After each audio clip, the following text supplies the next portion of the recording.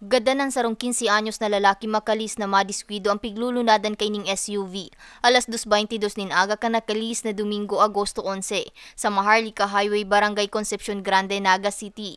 Sigun kay Police Lieutenant Colonel Chester Pumar, tagapagtaram kang Naga City Police Office, mantampig babaybay kang SUV ang tinampo pasiring Naga proper, na pigmamaneho kan 18 anyos na driver sakay an 21, 17, asin 15 anyos kan aksidente kay ning masagi ang sarong motorsiklo, na nasa parehong linya na pigmamaneho kan sarong 32 anyos na lalaki. Magkalis na masagi ang motorsiklo na kabangga pa ini sa sarong puunin Akasya. Tulos man napigdara sa ospital ang mga nairido. Alagad binawian ning buhay ang 15 anyos na nagsapo ning seryosong tama sa hawak.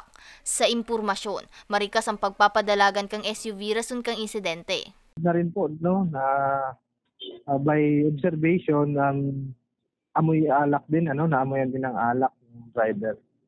So at the same time yung ibang passenger.